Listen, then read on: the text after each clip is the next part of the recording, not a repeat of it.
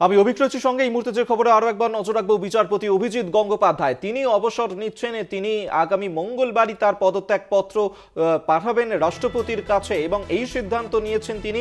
হয়তো এর পরেই তাকে দেখা যেতে পারে আরো বৃহত্তর পরিসরে কাজ করতে, সেক্ষেত্রে রাজনীতির ময়দানে তিনি যোগদান করতে পারেন এমনটাই জল্পনা কিন্তু এখনো পর্যন্ত উঠে আসছে এবং মঙ্গলবারই পদত্যাগ করতে পারেন বিচারপতির পদ থেকে বিচারপতি অভিজিৎ গঙ্গোপাধ্যায়। এই মুহূর্তে ব্রেকিং খবর এই মুহূর্তে দিচ্ছি আপনাদেরকে, যেখানে রাজনৈতিক দলে যোগদান করার ইঙ্গিত মিলেছে এমনটাই কিন্তু এখনো পর্যন্ত সূত্র মারফত জানা যাচ্ছে যে এরপর হয়তো তিনি বিচারপতির পদ ছেড়ে রাজনীতির আঙিনায় আসতে চলেছেন এবং সেই ক্ষেত্রে মানুষের জন্য এরপর তিনি কাজ করতে চান, যার কারণেই তিনি রাজনীতির ময়দানে যোগদান করবেন এমনটি কিন্তু সূত্র মারফত এখনো পর্যন্ত জানা যাচ্ছে। বিচারপতি অভিজিৎ গঙ্গোপাধ্যায় তিনি বিচারপতির পদ থেকে পদত্যাগ করছেন, অবসর নিচ্ছেন তিনি। তার কার্যকালের মেয়াদ শেষ হওয়ার আগেই তার এই সিদ্ধান্ত, যেখানে রাষ্ট্রপতির কাছে আগামী মঙ্গলবারই পদত্যাগ পত্র পাঠাবেন তিনি। তারপরেই তিনি বিচারপতির পদ থেকে অবসর নেবেন। এরপর তিনি মানুষের জন্য আরো বৃহত্তর স্বার্থে কাজ করবেন, বৃহত্তর পরিসরে এরপর দেখা যেতে পারে বিচারপতিকে এবং সেই ক্ষেত্রে রাজনীতির ময়দানে তাকে দেখা যেতে পারে। হয়তো তিনি কোনো রাজনৈতিক দলে যোগ দিতে পারেন, যেমন জল্পনা এখনো পর্যন্ত সামনে উঠে আসছে। আপনাদেরকে আরেকবার জানিয়ে রাখি, বিচারপতি অভিজিৎ গঙ্গোপাধ্যায় তিনি বিচারপতির পদ থেকে পদত্যাগ করতে চলেছেন। আমরা এই কথা বলবো পীযূষ কান্তি নাগ এই মুহূর্তে আমাদের সঙ্গে টেলিফোনে রয়েছেন। পীযূষ, বিচারপতি অভিজিৎ গঙ্গোপাধ্যায়ের এই সিদ্ধান্ত তিনি পদত্যাগ করতে পারেন কতটা প্রভাব ফেলতে পারে? দেখো, আগামী মঙ্গলবারই তিনি পদত্যাগ করতে চলেছেন। তার আগে তার এই সিদ্ধান্তের ফলে সোমবারই হচ্ছে তার বিচারপতি হিসাবে কার্যকালের শেষ দিন। তিনি যেটুকু জানিয়েছেন সংবাদ মাধ্যমকে, তাতে যেটা পরিষ্কার যে তিনি মঙ্গলবার দিনই রাষ্ট্রপতির কাছে তার পদত্যাগপত্র পাঠিয়ে দেবেন। তার এই পদত্যাগের সিদ্ধান্তে পীযূষ তুমি আমাদের সঙ্গে থাকো। এই মুহূর্তে আমাদের সঙ্গে কংগ্রেস মুখপাত্র সৌম্য রায় রয়েছেন আমাদের সঙ্গে। সৌম্যবাবু, বিচারপতি অভিজিৎ গঙ্গোপাধ্যায় তিনি পদত্যাগ করতে চলেছেন, আগামী মঙ্গলবারই তিনি রাষ্ট্রপতির কাছে পদত্যাগ পত্র পাঠাবেন। এরপর হয়তো তাকে রাজনীতির ময়দানে দেখা যেতে পারে। বিচারপতির এই সিদ্ধান্তকে কিভাবে দেখছেন? দেখুন, বিচারপতি অভিজিৎ গঙ্গোপাধ্যায়কে বাংলার মানুষ মনে রাখবে তার বিচারের রায় এবং অন্যায়ের বিরুদ্ধে তার যে সমস্ত রায় দিয়েছেন তার জন্য। একজন আইনের প্রধান হিসেবে তাকে বাংলার মানুষ দীর্ঘদিন মনে রাখবে। তার মনে হয়েছে ব্যক্তিগত সিদ্ধান্ত তিনি রাজনীতিতে অবসর গ্রহণ করে কোনো রাজনীতির জীবনে যাবেন, এটা তো তার ব্যক্তিগত সিদ্ধান্ত।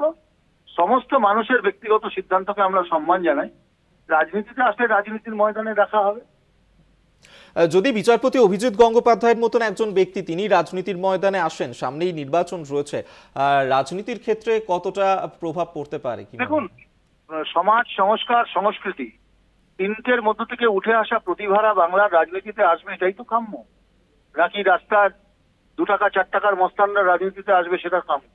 আমরা তো ছোটবেলা থেকে রাজনীতিতে যাদের হাতে ধরে আমাদের চরম বিরোধীদেরও আমরা দেখেছি বিশ্ববিদ্যালয়ের গণ্ডি থেকে রাজনীতির ময়দানে এসে রাজনীতির আকাশকে সুন্দর করেছে। সেই জন্য সমাজ, সংস্কার, সংস্কৃতির মধ্যে থেকে প্রতিভাবান মানুষরা, গুণী মানুষরা যদি রাজনীতিতে আসে, শিক্ষিত মানুষরা যদি রাজনীতিতে আসে, অলওয়েজ ওয়েলকাম। তাকে সে কোন দল করলো সেটা বিষয় নয়, বিষয়টা হচ্ছে রাজনীতির ময়দানে ভালো মানুষের আসার খুব প্রয়োজন আছে। ধন্যবাদ আপনাকে। সৌম্য রায়, কংগ্রেস মুখপাত্র, এই মুহূর্তে আমাদের সঙ্গে টেলিফোনে ছিলেন। আমরা আবারও কথা বলবো পীযূষ কান্তি নাগ আমাদের সঙ্গে টেলিফোনে রয়েছেন প্রতিনিধি। পীযূষ, দেখো, বিচারপতি অভিজিৎ গঙ্গোপাধ্যায় বারবার যেটা তিনি বিচারালয়ে বসে বা বিচারালয়ের বাইরে বিভিন্ন অনুষ্ঠানে তিনি যখন প্রতিক্রিয়া দিয়েছেন, সেখানে তিনি সাধারণ মানুষের সমস্যা এবং সাধারণ মানুষের দুর্দশার কথা বারে বারে বলেছে। রাজনৈতিক মহল বা আইনজীবী মহল এটাই মনে করছে এই সিদ্ধান্ত হচ্ছে সেই প্রতিক্রিয়ারই বাস্তবায়ন। এবারে তিনি সাধারণ মানুষের জন্য কাজ করবেন এবং তিনি যখন বিচারালয়ে বসে থাকতেন তখন বহুবার দেখা গেছে বহু মানুষ তার কাছে ব্যক্তিগতভাবে আবেদন জানিয়েছেন, তার সমস্যা নিয়ে তিনি যতটা পেরেছেন তাদের সেই সমস্যার সমাধানের প্রচেষ্টা করেছেন। রাজনৈতিক মহল বা আইনজীবী মহল মনে করছেন যে সেই কারণেই তার এই সিদ্ধান্ত এবং এই সিদ্ধান্তের প্রেক্ষিতে তিনি কোন স্টেজ অর্থাৎ কোন মাধ্যমকে বেছে নেবেন বা কোন রাজনৈতিক দলের মাধ্যমে সাধারণ মানুষের পাশে দাঁড়াবেন, না তিনি নিজে কোনো আলাদা ফোরাম গঠন করে সেই ফোরামের মাধ্যমে সাধারণ মানুষের সমস্যা সমাধানের নিজেকে পাশে রাখবেন, সেই সিদ্ধান্ত কিন্তু তিনি বিস্তারিতভাবে মঙ্গলবার জানাবেন বলে তিনি জানিয়েছেন। তার আগে তার বিচারালয়ের যে কিছু কাজ আছে তা তিনি সোমবারের মধ্যেই সম্পন্ন করবেন বলে জানিয়ে দিয়েছেন।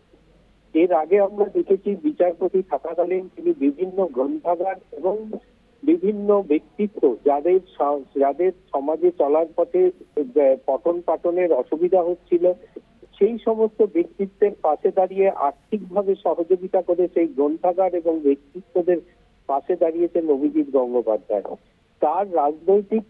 তার বিভিন্ন মন্তব্যকে কেন্দ্র করে বিভিন্ন রাজনৈতিক ব্যক্তিত্ব তার সমালোচনা করেছেন এবং অনেকে এও মন্তব্য করেছেন যে তার যদি কোনো বক্তব্য থাকে তিনি রাজনৈতিক ময়দানে আসুন, যেটা আইনজীবী মহল মনে করছেন বা তিনিও যেটা তার সূত্র মারফত যেটা জানতে পারছি যে তিনি সেই চ্যালেঞ্জকেই কিন্তু গ্রহণ করলেন এবং সেই চ্যালেঞ্জকে গ্রহণ করেই তিনি ময়দানে সরাসরি সেই সব ব্যক্তিত্বের সামনাসামনি হতে চান এবং তিনি যে সাধারণ মানুষের জন্য কাজ করতে চান সেই বিষয়টাকে পরিষ্কারভাবে তুলে ধরার জন্য বা তাদের বিভিন্ন রাজনৈতিক দলের মাধ্যমে তার সেই স্বপ্নকে সফল করার জন্যই তার এই সিদ্ধান্ত।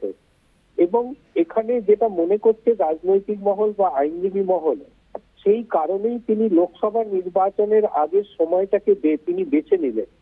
তার কারণ বিচারপতি গঙ্গোপাধ্যায়ের যে কর্মজীবন, সেই কর্মজীবনের সময়কাল কিন্তু এখনো শেষ হয়নি।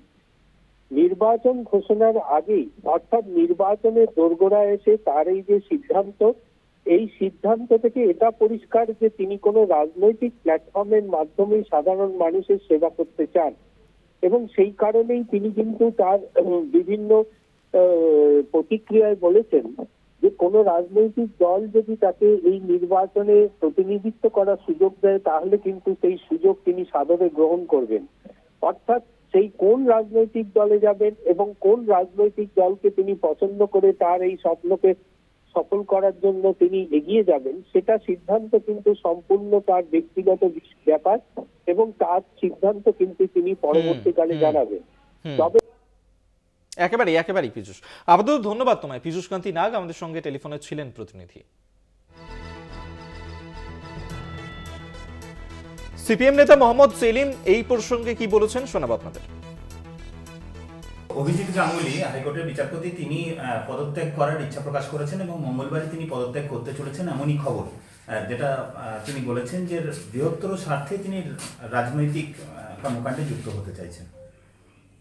প্রথমত তিনি এখনো যেহেতু সিটিং জাজ হাইকোর্টের, এ ব্যাপারে আমার কোনো মন্তব্য সাজে না।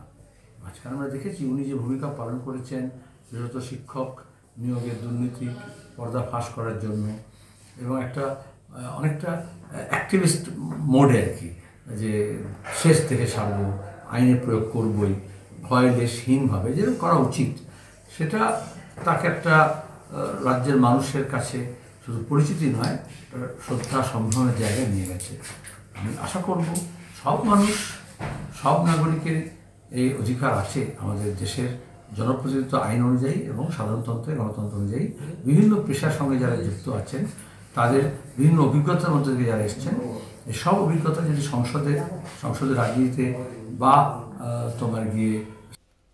আপনাদেরকে শোনালাম সিপিএম এর রাজ্য সম্পাদক মোহাম্মদ সেলিম, তিনি এই প্রসঙ্গে কি বলেছেন।